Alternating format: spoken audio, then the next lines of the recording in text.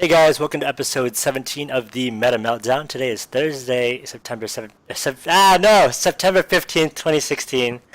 It's gonna laugh at me again, it's all good. The Meta Meltdown is a weekly 20-minute podcast about the current meta in Hearthstone. Each week we'll focus on a specific deck, and this week we're focusing on Totem Shaman, and we'll provide our insights on how to pilot the deck in order to succeed on the ladder, and succeed in life as well, clearly. My name is Dominic Silverddragn Nguyen, and of course I have my co-host Natediggity. How's it going, buddy? It's going pretty well. Good start to the show as usual. Yes, all things are the same. Ready to talk some Totem Shaman, some Brawl, some news, sort of on the ladder, some tournament news. It's going to be a good show. Sounds good. Yeah, definitely. There's a couple things, that are guaranteed in life: death, taxes, and me messing up the intro. So I wouldn't have it any other way, man. Yeah. So let's talk about our personal Hearthstone news, our general Hearthstone news, Tempostorm and Vicious Syndicate Data Reaper reports, and then we'll talk about our Totem Shaman. All right. So Nate, this week in Hearthstone, what'd you do? Played the Totem Shaman, obviously, and then I played a lot of the new Brawl. I'm a big fan of for those of you who didn't play it, it's basically you pick any 3 cards, and then you get 10 of those cards, of each of those cards in your deck. Yep. So, yep. 3 cards. So, you don't really do a whole lot other than just kind of cheese out wins. So, for example, I played with Malchezaar's Imp. I played Soulfire, and then there's a combination you could have done for the last card. You could either do Silver Golem, or you could do, what's the name of the card? Fist of Jaraxxus. There you go. So basically, you just cheese out wins, and it's awesome though, because you see like this little mini meta with 3-card deck, so it's pretty good. How about you? It's great. Yeah, no, I definitely played that Tavern Brawl as well. It's super fun. I'm a fan of Druid myself, so I played the Innervate, Barnes, and Yogg-Saron combo. So you try to get 2 Innervates, get out your Barnes, and hope that he copies your Yogg-Saron, which pulls another Yogg, hopefully, right? Or actually, yeah. So sometimes they'll pull like Barneses and stuff, and it's like not as fun. Like you just face palm yourself. That's really fun. Of course, the typical Innervate. What's the Murloc? Cold Light. Cold Light, and Naturalize is the other one that I play for Druid. But it's super fun. It's really easy to get your quests in that way, because you're just playing like 30-second decks. And they're really, really fun. And of course, I played Totem Shaman as well. I think it's a really fun deck. I lost my first 4 games, and then I won the rest of them. So we're here to give you the first 4 games, and then you don't have to lose, and you can just go straight to winning. It's great. That's perfect, because you can tell people how not to play, and then how to play the deck afterwards. Yes, exactly. Welcome to the Meta Meltdown. Yeah, there you go. All right, cool. Sounds good. So, ladder news. We have a new hero, Tyrande. Ooh, right? I said that correctly? Sure. I don't really think there is a correct known pronunciation. It's like Tyrande, Tyrande. Really? But I'll give it to you. Okay. Nobody knows, so don't feel bad. Some of my people, the non-existent people that I know that play Heroes of the Storm, call it Tyrande, so that's how I pronounce it. We'll go with that. Yeah, Tyrande. She's confirmed for the Priest class. That's really cool. We don't know how to get her or her card back yet, but it's nice that we don't have to see Anduin's face anymore. I'm just kidding. We don't even see Anduin's face at all, because he doesn't exist in this game. He does. It's like 1.38% of all ranked games or something. Yeah. So there's that. That's really cool. Hopefully that'll bring back some people to play Priest. Yeah, so they don't just give us any good cards for Priest. They just give us a new hero, and that's how they bring back Priest. So, good job, Blizzard. You did it. Next, we also have the new Beginner Bundle, so that's really cool. 10 classic packs for $5. That's really nice, actually. And you get 1 guaranteed class legendary. Nate, do you have all the cards ready for the classic set, or no? No. So a lot of the cards I'd never use, I just grind because I like to make shiny golden cards for Warrior. So I didn't actually have all the class legendaries. I was missing King Crush, so I actually got him. So I don't know if it's because the system recognized that I had all the other ones and then just gave me the one that I didn't have. Oh, I don't know how it didn't work, but that's what ended up happening. So kind of cool. I'll never use him, but he can just sit in my collection forever. So cool. No, actually, it's funny you say that, because I have all the class legendaries except for King Crush. So right after this podcast, how about I go get the new Beginner Bundle, and then we'll see if I get King Crush. That'd be neat. Yeah. Perfect. Cool, cool. And then finally, Nate has a shout out for Firebat for hosting Batstone, right? Yeah, it was a really fun tournament. I think it was hosted yesterday. So if you don't know what Batstone is, so basically, 7 like really popular streamers got invited. So like Kalento, Chalky, Super JJ, and a bunch of those guys were invited, and then one other person got to sort of play their way in to be in this like 8-person tournament. So how it worked was the community voted on 5 cards to ban. So I believe it was Yogg, Doomhammer, and some other like Call of the Wild, Fiery War Axe, and there's one other one I'm missing. And then each of the players got to pick their own ban. So a total of 13 cards were banned. So some of the players banned like Reg, Preparation, Ice Block, stuff like that. So it was really some weird ones you wouldn't quite expect. But it was a really good tournament. There wasn't any prize pool. It was just like sort of a proof of concept, basically. For fun, yeah.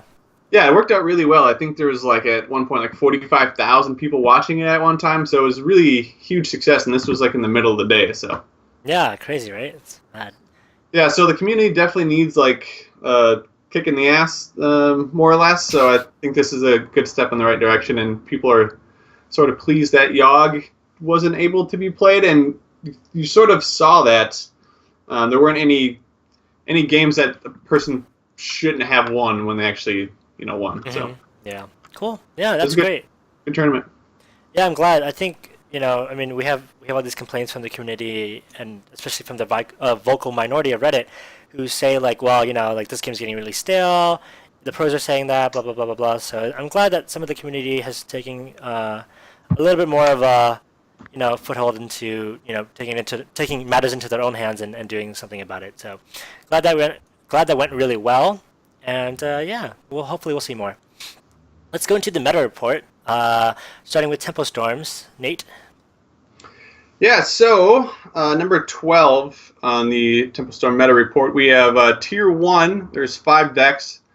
In order, we have Aggro Shaman, Yogg Saran Token Druid, Dragon Warrior, Malagos Token Druid, and then Tempo Mage. And then for the deck that we're talking about this week, Totem Shaman, it actually came in at number 11 in Tier 2. So pretty good. I can't really disagree with anything on Tier 1 other than maybe Mid-Range Shaman should have been in there. Yeah, I agree. Yeah. I don't know. What do you think about the list? Just any other changes? Well, not really. I think Mid-Range Shaman is a little bit better than Tier 2, but it is at the top of Tier 2, and it kind of, and some lists blend between aggro and mid-range, so.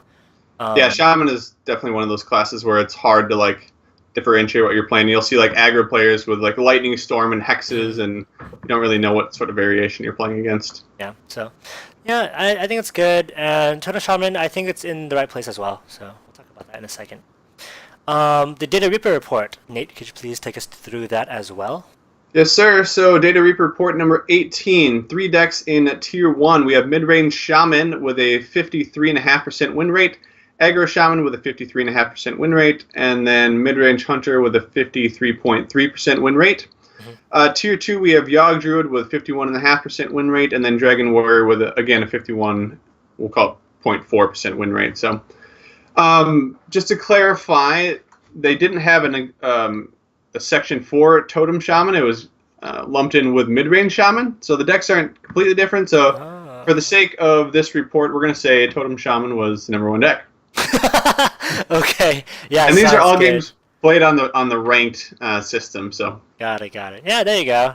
Number 1 deck. Sounds good. I mean, it basically is like I don't know. When you go under the Shaman section in the Data report number 18, they have like a mid-range Shaman deck, and then they have like Totem Shaman. So they're sort of blended together. Sounds good. And of course, we have to have Nate's observations from the meta reports. Yes, the show would not be complete without my personal opinions. Actually, these are the stuff that I pulled from Data Reaper, so thank you, Team Vicious Syndicate. Shaman is back at number 1 in a big way. They jumped to approximately 25% of all games played on the ladder. Wow, that's a ton. Yeah, so Shaman is the new warrior. And speaking of warrior, Warrior is currently sitting at number 2 of all games played on the ladder. It actually went up a little bit again, I think, but not nearly as much as Shaman. And then poor Anduin, as we sort of discussed at the beginning of the show, Anduin was played 1.3% of all games played on the ladder. Jeez, that's like nothing. Yeah. I don't even think I've seen a priest in like a long time. It's really sad. I felt like they're getting some traction when Onyx Bishop came out and Priest of the Feast. Yeah. Apparently no one wants to play it, so hopefully Tyrande will be the saving grace for Priest and just make the Priest magically better. Yeah, we found a unicorn. All good. No worries. It's all about the hero power. Exactly. The hero portrait, I mean. Yeah, exactly. It's more fun to play. That's what, right? Like, you play female in WoW, right? Because you want to look at the butt as you walk around. I don't know. That's how it works. I'm not going to comment on that. He plays WoW, I don't, so... I plead the fifth. Okay, sounds good. Let's go into our deck review now for the Totem Shaman. Nate, your really quick notes, please? Yeah, so just some notes and stats about it. So only 2 matches under all the Data Reaper report win rate section. So only 2 different of the main decks that were played against mid-range Shaman or / Totem Shaman were under 50% win rate, which is freaking insane. And I think they're like 49% win rate. So yeah. Deck really doesn't have any like hard counters, and any other decks are like either a coin flip or you have a really good matchup almost in like 70% range. So it's really good. Again, just to reiterate, it's a 53.58 to be very specific about the win rate on all ladder games. And we already touched on Shaman is about 25% of all of the games on the ranked ladder. And then mid-range Shaman in particular was played 15.53% of all the games on the ladder. Cool, yeah, those are really interesting notes, actually. I'm glad. Super freaking popular all of a sudden. Definitely. So I'm going to run through the deck list real quick.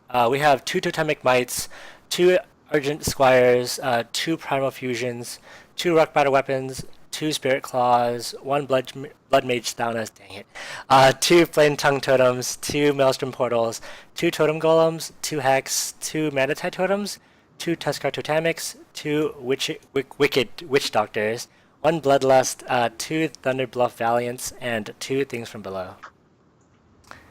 Yeah. I'll give you a B+. Thanks. I know, last week was so good! Alright, whatever, it's fine. It's fine. We get better every week, right? There you go. So I think the deck's really fun. I have a couple stats from my games. Like I said at the beginning of the show, I lost the first 4 games and then I won all the rest. I didn't play too much just because I've been playing Overwatch. Whoops. And Nate's been playing WoW, so I mean, no one can really be blamed here. We you know, we're gamers. We play different games. It's all good. But I won most of my mage game. I won. Oh, I met 1 priest and I blew it out of the water, so I didn't even remember it. It must have been a quick game.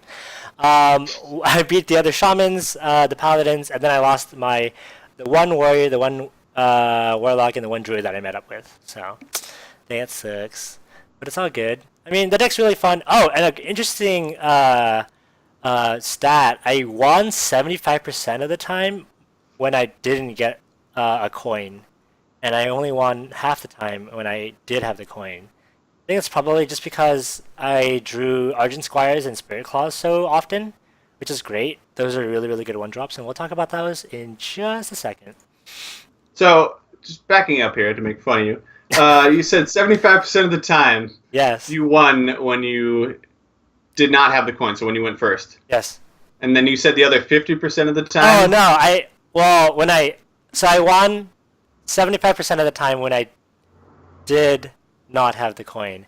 And then I only won half the time when I did have the coin. 2 different stats. Maybe I misspoke, but yes. My math. Anyway. Hearthstone is math. Moving on. Yes. So let's go through the overview of the deck real quick. So if you don't want to lose your first 4 games, you'll want to start out by controlling the board as best as possible using your Argent Squires and your Totems.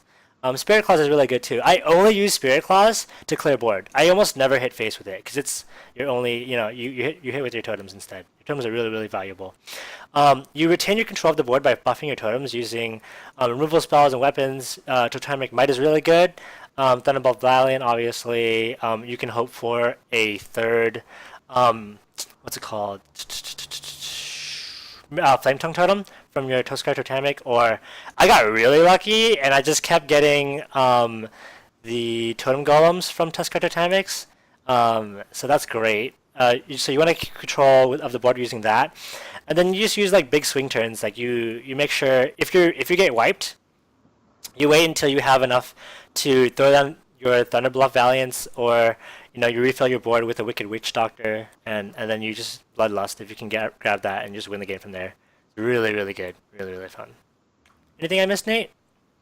About sums it up pretty good. Sounds good. Oh, one more point. Tuskar Totemic is freaking broken. Broken. I think that was one of the other cards banned that when we talked about Batstone. I'm not 100% positive, but that card is just dumb. Yeah, no, it's really getting cycled out soon. Same with Totem Golem. So Aggro really Shaman, enjoy it while you can. Sounds good. Nate, will you please take me through the matchups? Yes, sir. So this is a pretty absurd week. We sort of already touched on that, but good, bad, and ugly matchups. Good. So above a 55% win rate, we have Beast Druid, Cthulhu Druid, Secret Hunter, Reno Mage, Control Paladin, Dragon Paladin, Control Priest, Dragon Priest, Aggro Shaman, and Combo Warrior. It beats itself up 55% of the time. Huh? The Aggro Shaman. Yeah, it's, Oh, this is mid-range, like Totem. Oh, yeah. But, okay, it's fine. Don't make fun of me. It's okay. Okay, and the bad and ugly, please? Yeah, so bad, so 35 to 45% win rate. There are no matchups that low. And then ugly, no matchups that low below 35% either. So this deck has just insane power. I'm surprised it only wins like 53.5% of the time, considering the good, bad, and ugly section. So, yeah, really, really good. Yeah, I guess people just aren't playing it optimally, or they're getting board cleared. But even then, there's not that many board clears. I feel like, and if you know you're playing like versus mage, you want to save your Totemic Mites, and then buff it. Use it with the Wicked Witch Doctor, which if you haven't played this deck yet, you play any spell, and if it's Totemic Mite, which buffs all your totems, the totem comes out of the Wicked Witch Doctor first, and then gets buffed as well. So you don't have to worry about that. And yeah, so let's talk about cards that stand out. For me, Spirit Claws is so good. It makes your the spell power totem really, really strong. It also makes Blood Mage Thanos super strong as well. Like you're really, really hoping you get spell power. It's like really, really necessary. Like I know prior to this, there was like an unspoken rule that you always got rid of the spell power totem, but now it's like even more prevalent when you're facing this deck, because if you randomly get dealt 3 damage, like 3 times 9 damage, it's so strong. Nate, what about you? Yeah, so I had a few that stood out to me as well. So Wicked Witch Doctor I sort of just wanted to touch on because at the beginning of Karazhan, when it came out, I thought this card was sort of a dud, but it turns out it's super strong in this deck, especially with the zero-cost Totemic Might like you were just talking about. And Totemic Might making a comeback out of nowhere. I mean, this card hasn't been seen forever. So that's awesome. Totemic Might, again, for those of you who don't know, don't feel bad because nobody ever played it until now. It's a 0 mana card that buffs all of your totems with +2 health. So it's really effective in this deck, so definitely remember to include those. And the other one is Primal Fusion, so 1 mana. Give a creature +1/+1 for each totem you have in play, so definitely applies super well in this deck as well. Yeah. Otherwise, everything sort of seems Shaman-esque as far as mid-range / aggro Shaman. So. Yeah, I didn't know how Primal Fusion worked at the beginning when I started playing it. I was like, oh yeah, it just gives all my totems +1/+1, right? Like, no big deal. And then I was like, oh, you can apply it to like crazy things, like you add it to whatever you're playing, and then it hits for like X amount of damage right away. So that's really, really cool. It gives you a lot more ways to find lethal. And Bloodlust is really, really cool too. I didn't draw Bloodlust that often because there's only 1 in the deck, but when I think I won like 2 games with it. Like I was like, oh, I have Bloodlust in this deck, neat, and then I just won the game. Super cool. Yeah, whatever. Look at that! I found lethal. Surprise. Yep. And Nate, will you please talk us through the tech choice cards as well? Sure. So this deck is from Xixo. I don't know if we actually mentioned that at the beginning or not. We did not. So when he was messing around with the deck, I was watching his stream a little bit, and he played with some Azure Drakes, which is pretty good in a mid-range Shaman deck because it goes really well with your Maelstrom Portal. Also, really well with the Spirit Claws, so you could throw some of those in there if you want to test those out. Doomhammer, not the best card in here, especially since only one card actually overloads you in this deck, being the Totem Golem. So you usually want to avoid overload cards in this particular Totem Shaman deck. And then you could put in like Lightning Storm. I know I literally just said try to avoid those cards, but if you're seeing a lot of aggro, it might help. And then like a Lightning Bolt too if you need some other early clears, if you're running like against a bunch of Zulocks or something. So, yeah, I think those are my best tech choice cards. How about you? Any other ones come up in mind? Not really. Like you pretty much covered it. I feel like that's really good. I think the decks, like it makes use of a lot of totems. So, I really like Spirit Claws. Like that's like my favorite card in this deck for sure. Well, besides Tuskar Totemic, because I'm just like this huge tier list whore. I just love the really strong cards. But yeah, I feel like Spirit Claw is definitely super underrated, especially when you just randomly deal like 3 damage and like they didn't expect it. It clears a lot of like the mage's little girls, the little sorcerer, whatever. Sorcerer's Apprentice. That's the one. Yeah, I just call them little girls because that's what Amaz calls them. Get rid of the little girls. Get rid of them. Don't want any of them. Yeah, so that's super fun. Because I'll play Spirit Claws and they're like, oh, he won't get like the spell power totem turn 2, so they just play the little girl, and I'm just like, boom, hero power, great, 3 damage, get out of here, nailed it, messed up all your plans. It's great.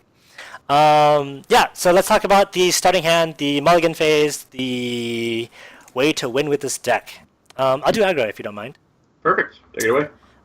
So you're looking for Spirit Claws 100% of the time.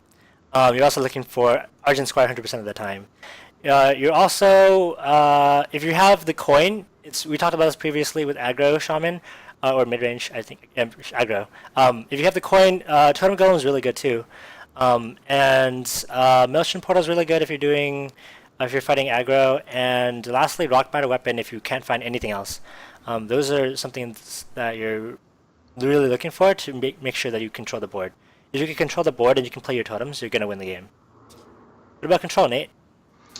Yeah, so against control, you can look for an early Rock Biter because most decks are going to play something like a 2-3 or 3-2 or something pretty much regardless of how slow or fast it is. So Rock Biter is typically good. Argent Squire, really sticky. Totem Golem, like Dom said, it's also really good where you can coin and then Totem Golem on turn 1 and then maybe follow it up with an Argent Squire. So that's a super powerful move. And then Tuskar Totemic, really good because obviously gives you 2 creatures on the board for 3 mana. So if you realize, or if you are wondering why we only have 9 cards for both of these lists, some of them duplicates, it's because you really want to be picky when you're mulliganing with this particular deck because you really don't want like a Wicked Witch Doctor or Bloodlust or Thunder Valiant or Flame Totem isn't necessarily good right away. You can keep it in certain instances. Blood Mage is pretty weak for 2 mana, so there's like Totemic Might you don't want unless you can pair it with Wicked Witch Doctor. So it's really hard. You really want to be greedy so you can get a fast start and then make sure that your totems stick.